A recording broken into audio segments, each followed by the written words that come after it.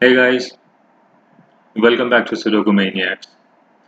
So with the WPF Sudoku GP just 3 days away, we have received another request from Mrs. Poonam Gandhi asking us to create a walkthrough on the offset Sudoku, which is part of the GP. Sorry, I have added a link to the WPF GP website in the description below.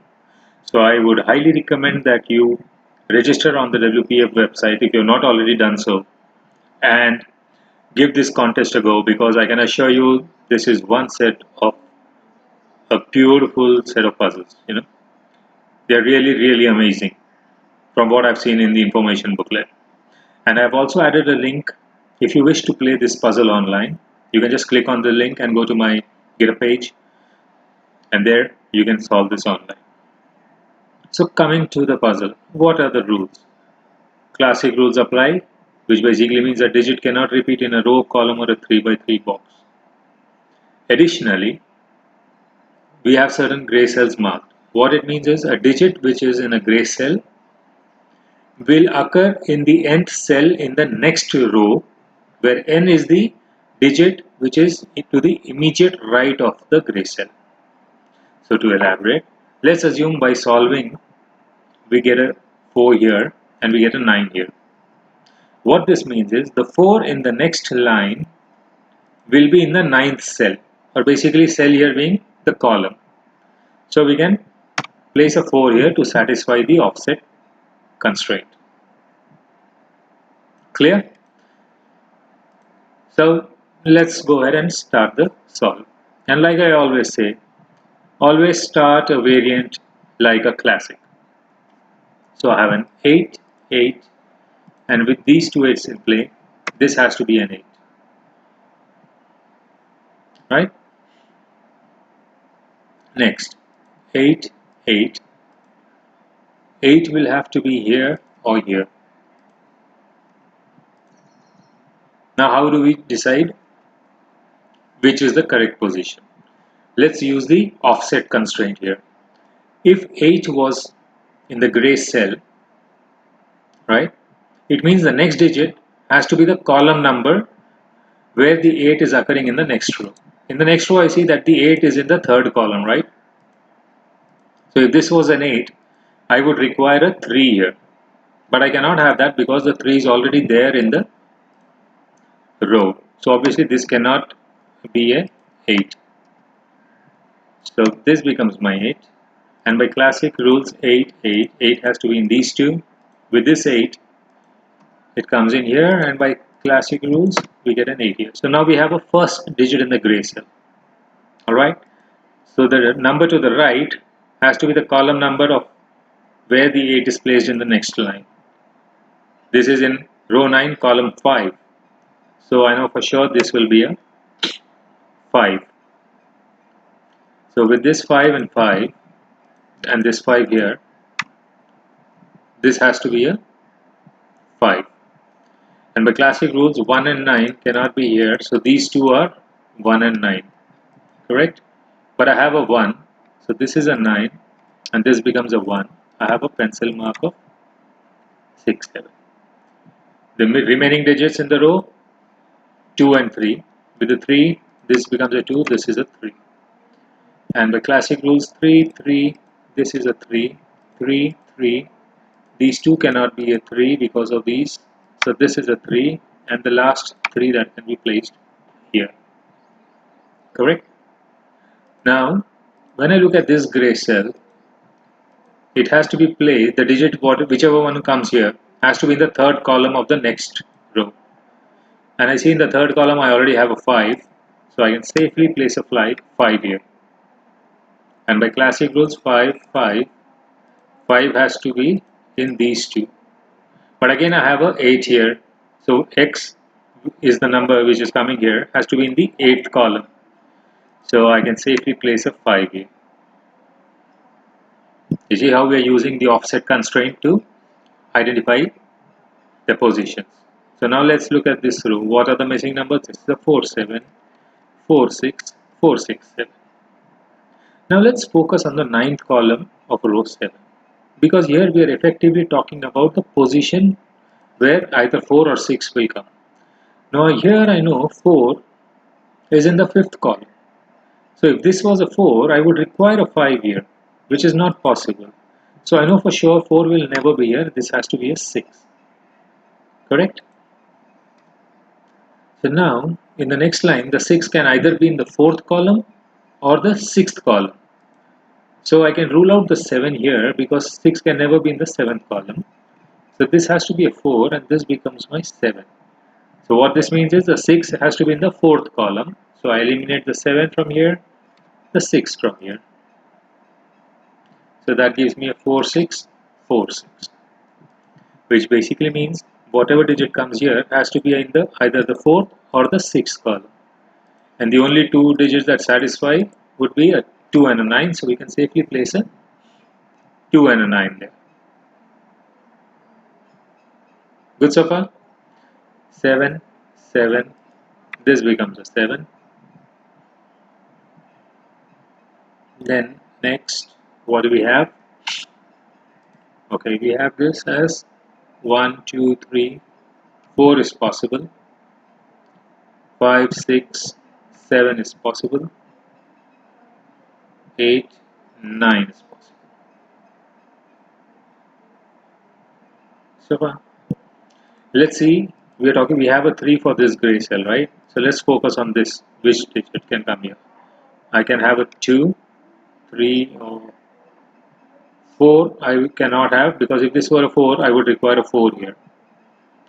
5 is not possible. 6 is not possible because 6 cannot be here. I can have a 7. So I can have placed 2, 8. Not possible. And a 9. So this also becomes a 279. Which basically means I can't have a 6 in this column because of this. 6 cannot be in the gray cell, so this has to be a 6, and this becomes my 4.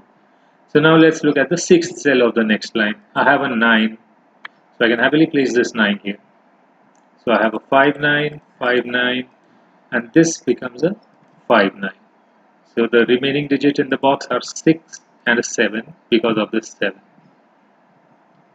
Good so far? Is it making sense? I know it's a very interesting variant. So let's look at the digits which are remaining. 1, 2 cannot be here. 4 and 7. 4 and 7. This becomes a 2, which makes this 4 and a 9. 4 and a 9. Right? Now, so by classic rules, 2, 2. This has to be a 2. So this becomes my 2. Because the 2 has to be in the 3rd column. So we have taken care of these 3 and these 3 offsets. Right? So now, where do we go next? So I have a 4, 6, 7 here, 4, 6, 7 and a 4, 6, 7. Now, when I look at this box, this is a 4, 7. 9 cannot be here, so 9 is locked in these two cells, right? Which basically means this cannot be a 9. This is my 9. So the 4 goes off. Now we are talking about 7 and 9. If this was a 7, this would be a 9 because 7 is in the 9th position. But if this is a 9, it would the next digit has to be a 7 because the 9 is in the 7th. So we get a pair of 7 and 9, which makes this a 4, 7, 4 and a 1. And I have a final 6, so I can eliminate this. So for now, these 7 and 9 pair can conversely satisfy both the positions, right?